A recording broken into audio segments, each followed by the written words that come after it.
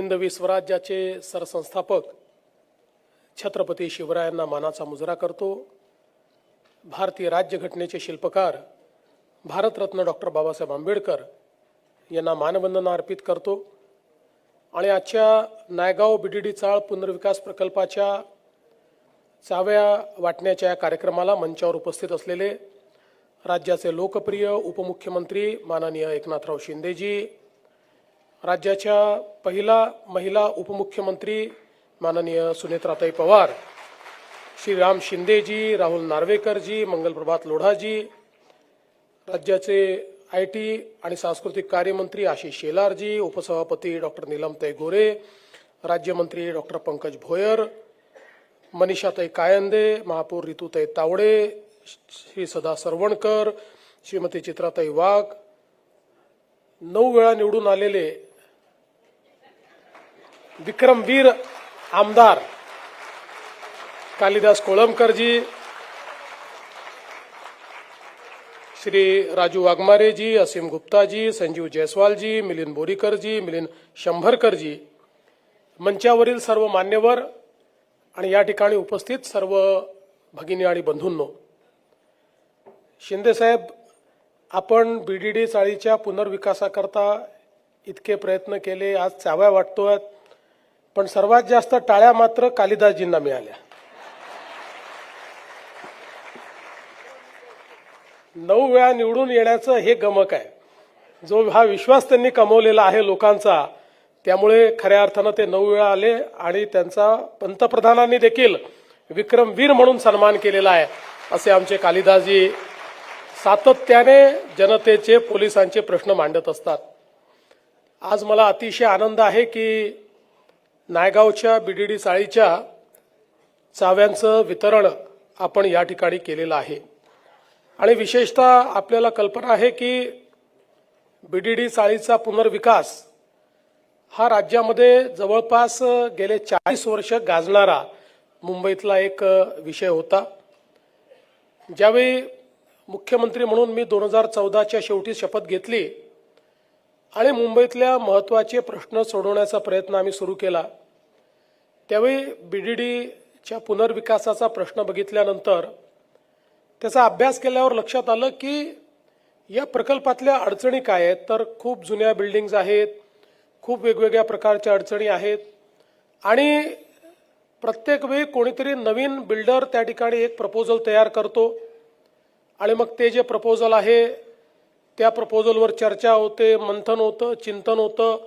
ते चिंतन होतपर्यंत दुसरा कोणीतरी बिल्डर येतो, तो जुनं कसं चुकीचं आहे, नवीन माझं कसं चांगलं आहे सांगतो, अर्धे लोक याच्या बाजूने, अर्धे लोक त्याच्या बाजूने, असं करता करता ते स्वप्न 30-35 वर्ष पुनर्विकासाचं काही पूर्ण होत नव्हतं। आणि म्हणून मग मी हा निर्णय केला की या ठिकाणी जर बिल्डरांच्या भरोशावर हे करायचं असेल तर डिफिकल्ट प्रकल्प आहे। लोकांना त्या ठिकाणी ट्रान्झिटची घरं द्यायची असतील तर तो प्रश्न असेल, किंवा किराया द्यायचा असेल तर लोकांचा बिल्डरवर विश्वास नाही। त्यामुळे जोपर्यंत शासन स्वतः हा प्रकल्प हातामध्ये घेत नाही तोपर्यंत हा प्रकल्प पूर्ण होणं काही शक्य नाही। आणि म्हणून त्यावेळी मी म्हाडाला बोलून सांगितलं की आता हा प्रकल्प बिल्डर करणार नाही, हा प्रकल्प शासन करेल आणि बिल्डर म्हणून म्हाडा स्वतः त्या ठिकाणी काम करेल। आणि तो निर्णय आपण केला। अनेक लोकांनी त्याला विरोध देखील केला, काही हितसंबंध असलेले लोक होते, त्यांनी लोकांना त्या ठिकाणी त्याच्या विरुद्ध पेटवण्याचा प्रयत्न देखील केला। पण मला असं वाटतं की बीडीडी चाळीच्या नागरिकांनी शासनावर विश्वास ठेवला आणि त्यानंतर ह्या प्रकल्पाची अतिशय सुंदर अशा प्रकारची आखणी आपण केली। आणि आखणी केल्यानंतर म्हाडाला मी दुसरं सांगितलं की हे काम जर आपल्याला करायचं असेल तर आपल्याला जे काही देशातले उत्तम अशा प्रकारचे या ठिकाणी बांधकाम कंपन्या आहेत त्यांनाच याच्यामध्ये आपण आणलं पाहिजे। आणि मग LNT सारखी कंपनी, टाटा सारख्या कंपन्या, ज्या देशातल्या सर्वोत्तम कंपन्या आहेत त्यांनाच या ठिकाणी आपण क्वालिफाय करू शकू, असे स्ट्रिक्ट नॉर्म्स आपण त्या ठिकाणी टाकले आणि त्यातनं अतिशय उत्तम अशा प्रकारच्या LNT सारखी कंपनी, आज हे तर नायगावचं LNTने काम केलेलं आहे आणि या कंपन्या त्या ठिकाणी कामाला आल्या, त्या कामाची सुरुवात झाली। नंतर काय काय अडचणी आल्यात आपल्याला शिंदे साहेबांनी सांगितलं, पण पुन्हा आपलं सरकार आल्यानंतर शिंदे साहेबांच्या नेतृत्वात त्या सगळ्या अडचणी ज्या काही होत्या त्या आम्ही दूर केल्या. याला अतिशय वेगानं त्या ठिकाणी आम्ही वेग दिला आणि मला आनंद आहे की पहिल्या टप्प्यामध्ये आपण वरळीच्या, आता दुसऱ्या टप्प्यामध्ये नायगावच्या आणि आता मला असं वाटतं वर्षातनं 2 वेळा तरी आपण या ठिकाणी अशा प्रकारचा चाव्या वाटपांचा कार्यक्रम करू. कारण आपण चाव्या जर वाटल्या नाही तर कालिदासजी आपल्या डोक्याला चावा घेत असतात. हा, ते चावाच घेतात डोक्याचा आणि ताबाही घेतात. त्याच्यामुळे मला असं वाटतं की हे अत्यंत महत्वाचं आहे की वेगानं हे सगळं काम झालं पाहिजे. शेवटी जशी जशी जागा मिळते, काही जागा होती ती आपण वापरली, काही ठिकाणी आपल्याला जुन्या चाळी तोडून मग त्या ठिकाणी बिल्डिंग बनवायच्या आहेत. त्यामुळे ते जागेच्या अभावामुळे त्याला थोडा उशीर लागतोय. पण आता आपण हे ठरवलंय की 2029 पर्यंत 100% सगळ्या घरांच्या चाव्या या आपल्याला त्या ठिकाणी द्यायच्या आहेत. आणि म्हणून मी आमच्या म्हाडाचे अधिकारी असतील आणि त्यासोबत आपले कॉन्ट्रॅक्टर्स असतील, या सगळ्यांचं देखील अतिशय मनापासून अभिनंदन करतो की या सगळ्यांनी खूप चांगलं काम केलेलं आहे. आता नायगावचं आम्ही जाऊन बघू, चहा प्यायला येऊ तुमच्याकडे, पण आम्ही वरळीच्या जे आपले आहेत त्यांच्या घरी चहा प्यायला गेलो होतो. अतिशय उत्तम बांधकाम झालेलं आहे. LNTनी तिथेही बांधकाम केलं, अतिशय सुंदर केलेलं आहे. म्हणजे कुठल्याही खाजगी बिल्डरला लाजवेल अशा पद्धतीचं बांधकाम हे या सगळ्या पुनर्विकासाचं झालेलं आहे. सगळ्या प्रकारच्या ॲम्युनिटीज या त्या ठिकाणी देण्याचा प्रयत्न आपण केलाय. हे खरं आहे की आपण वरळीला एकास एक पार्किंग देऊ शकलो, पण नायगावला लोकांची मागणी आहे. इथे 2 लोकांना 1 पार्किंग मिळालेलं आहे, पण अलीकडच्या काळामध्ये या गोष्टी अडचणीच्या होतात आणि म्हणून त्याचं सोल्युशन काय आहे. आता इंजिनिअरिंग सोल्युशन काढण्यात थोडा त्रास आम्हाला असा होतोय की इथे अंडरग्राऊंड पार्किंग असल्यामुळे जागेची कमतरता आहे. पण काही ना काही सोल्युशन या संदर्भातलं हे आम्ही निश्चितपणे काढू. मी आणि शिंदे साहेब आम्ही दोघांनी आता चर्चा केली आणि निश्चितपणे त्याही संदर्भातलं जे काही सोल्युशन आहे ते सोल्युशन आपण काढू. आणि दुसरा अंबा माता मंदिराचा प्रश्न कालिदासजी आपण भवानी माता, अंबा माता नाही, भवानी माता मंदिराचा आपण प्रश्न मांडलेला आहे. भवानी माता म्हटल्यानंतर तर छत्रपती शिवरायांचं कुलदैवत आहे ते, आणि आमचंही आहे आणि आपल्या अख्ख्या महाराष्ट्राचं कुलदैवत आहे. त्यामुळे भवानी माता मंदिराकरता 900 चौरस फूट जागा त्या ठिकाणी देण्यात येईल आणि तात्काळ अतिशय सुंदर अशा प्रकारचं त्याचं बांधकाम हे आपण करू. आधीपेक्षाही उत्तम लोक केवळ ते मंदिर बघण्याकरता येतील अशा प्रकारचं बांधकाम हे त्या ठिकाणी आपण करू, हा विश्वास या निमित्ताने मी तुम्हाला देतो. आज खरं म्हणजे मुंबईमध्ये सामान्य जो आमचा मराठी माणूस आहे, सामान्य माणूस आहे, मुंबईतला गरीब माणूस आहे, त्या सगळ्यांना घरं देण्याचा प्रयत्न आपण करतो. विशेषतः BDD चाळीला तर फार मोठा इतिहास आहे. आपल्याला कल्पना आहे की लोकशाहीर अण्णाभाऊ साठे असतील किंवा भारतरत्न डॉक्टर बाबासाहेब आंबेडकर असतील, यांच्यासहित इतक्या नररत्नांची खाण या BDD चाळी राहिलेल्या आहेत की खऱ्या अर्थानं मला असं वाटतं की याचा जो इतिहास आहे, हा इतिहास एक प्रकारे आता या पुनर्विकासानंतर मला असं वाटतं याच्यावर देखील एक पुस्तक लिहिलं गेलं पाहिजे. कारण मी ज्यावेळेस वरळीच्या काही आमच्या मोठ्या बहिणींशी चर्चा केली तर त्यांच्या जीवनातले अनेक प्रसंग त्यांनी BDD चाळीत घडलेले सांगितले. कोणी 40 वर्षापासून, कोणी 50 वर्षापासून लग्नापासून राहायला आले, 16व्या 17व्या वर्षी लग्न झालं आणि आता 79 वर्षाचे आहेत. अशा एक आम्हाला काकू भेटल्या की ज्यांनी त्यांचं आयुष्यातलं BDD चाळीत कसं ते आयुष्य गेलं हे सगळं त्यांनी त्या ठिकाणी सांगितलं. त्यामुळे मला असं वाटतं की जे अर्बन ट्रान्सफॉर्मेशन होत आहे या संदर्भातही निश्चितपणे लिहिलं गेलं पाहिजे. आणि आपण आता पुढे प्रयत्न करतोय. अभ्युदय नगर असेल, आदर्श नगर असेल किंवा मोतीलाल नगर असेल, पंजाबी सिंधी कॉलनी आहे, GTB नगर आहे, SVP नगर आहे, अशा कामाठीपुरा आहे, अशा सगळ्या हे जे काही जुने एरियाज आहेत या सगळ्याचं पुनर्विकास करून लोकांना आज जे काही त्या ठिकाणी अडचणी सहन कराव्या लागतात त्याच्याऐवजी त्यांना त्यांच्या हक्काचं घर मिळालं पाहिजे, ते मोफत मिळालं पाहिजे. अशा पद्धतीनं आपला जो गरीबात गरीब माणूस आहे, मध्यमवर्गीय, त्याचा विचार आपण करतोय. जसं शिंदे साहेबांनी सांगितलं की आतापर्यंत मुंबईतला मध्यमवर्गीय हा मुंबईमध्ये घराचं स्वप्न पाहू शकत नव्हता. मुंबईमध्ये वर्षानुवर्ष राहणाऱ्या व्यक्तीला घर घ्यायचं असेल तर कुठेतरी कल्याण डोंबिवलीच्या पलीकडे, तिकडे अंबरनाथच्या पलीकडे, तिकडे भिवंडीच्या कर्जत वगैरे जावं लागेल. अशा प्रकारची परिस्थिती होती. पण आम्ही हा निर्णय केला की मुंबईतल्या सामान्य माणसामुळे ही मुंबई आहे, या मुंबईची संस्कृती जपणारा हा मुंबईकर आहे. त्यामुळे या मुंबईकराला या मुंबईतच घर द्यायचं. आणि मला विश्वास आहे की आता हे जेवढे प्रकल्प आम्ही हातामध्ये घेतलेले आहेत, या सगळ्या प्रकल्पांमुळे ज्यांनी कधीही मुंबईत घर होण्याचं स्वप्न बघितलं नव्हतं, अशा सगळ्यांचं स्वप्न आपले महायुतीचं सरकार येत्या काळामध्ये पूर्ण केल्याशिवाय राहणार नाही. अतिशय गतीने ही सगळी कामं जी आहेत ही कामं आपण हातामध्ये घेतलेली आहेत.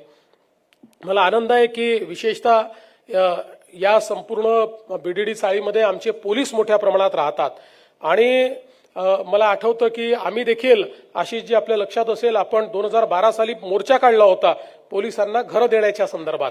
आणि मग त्या मोर्चानंतर ज्यावेळेस आपल्याला संधी मिळाली आणि 2014ला सरकार आल्यानंतर 15 मध्ये केस होती हायकोर्टामध्ये. आणि त्यामध्ये पोलीस जे अनेक वर्षापासून बीडीडी चाळीत राहत आहेत, 30-30, 40-40 वर्ष पोलीस त्या ठिकाणी राहत होते, 2-2 पिढ्या पोलीस आमचे राहत होते.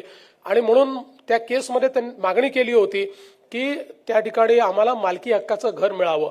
आणि सातत्याने जवळपास 7-8 वर्ष सरकारने 4-5 ॲफिडेव्हिट असे दिले होते की अशा प्रकारचं घर देणं शक्य नाही आहे.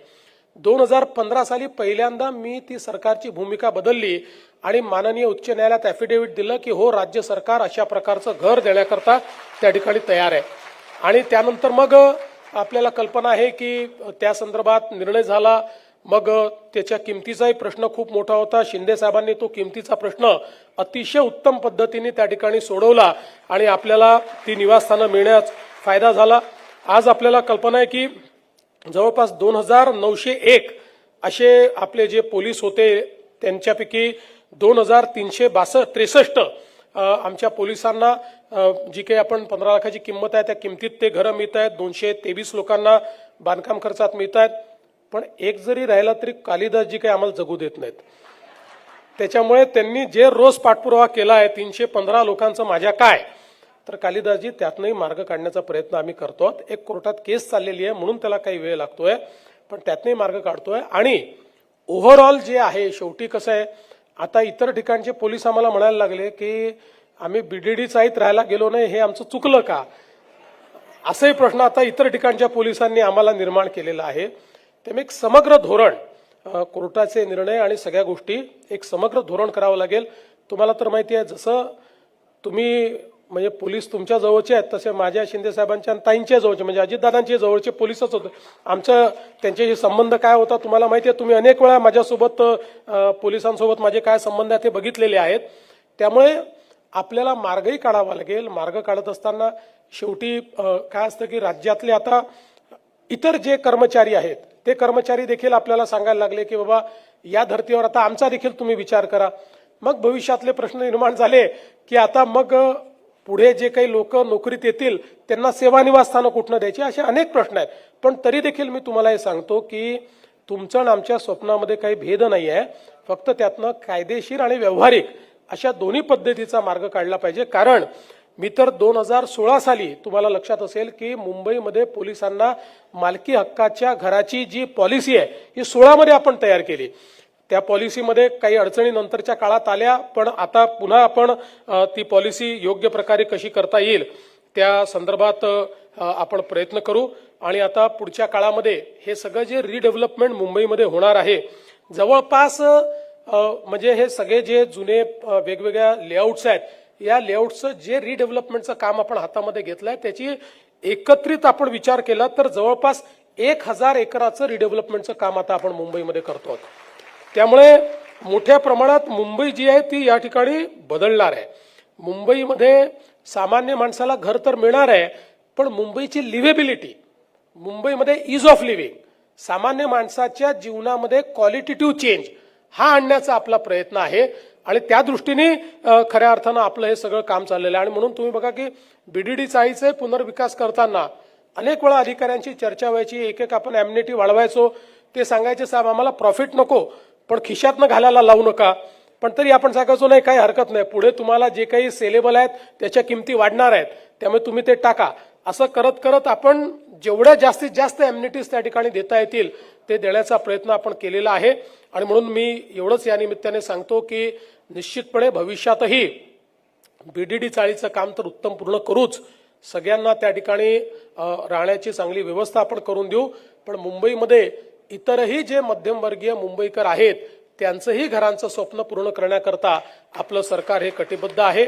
आपल्या आज ज्यांना चाव्या मिळालेल्या आहेत त्यांना मी पुन्हा एकदा विनंती करतो, मागच्या वेळेस केली होती की काही झालं अडचणी कशात नाही भागवा, पण मुंबईतलं बीडीडी साईतलं आपलं घर कधी विकू नका, काही झालं तरी विकू नका, अशी आपल्या सर्वांना या निमित्ताने विनंती करतो. आणि जे दुसऱ्या पिढीचे लोक आले आहेत त्यांना तर विशेषत्वाने सांगतो की तुमच्या पहिल्या पिढीने ज्या हाल अपेष्टा या बीडीडी चाळीमध्ये सहन केलेल्या आहेत, आता जे घर मिळालेलं आहे ते घर त्यांच्या हाल अपेष्टांची कहाणी सांगणारं घर आहे. त्यामुळे कधीच ते घर तुम्ही विकायचा विचार करू नका. ते घर त्याचं संवर्धन योग्य पद्धतीने तुम्ही करावं, अशा प्रकारची तुम्हाला सर्वांना विनंती करतो. आपल्या सर्वांना अतिशय मनापासून नवीन घराच्या शुभेच्छा देतो आणि माझं बोलणं संपवतो. धन्यवाद. जय हिंद, जय महाराष्ट्र.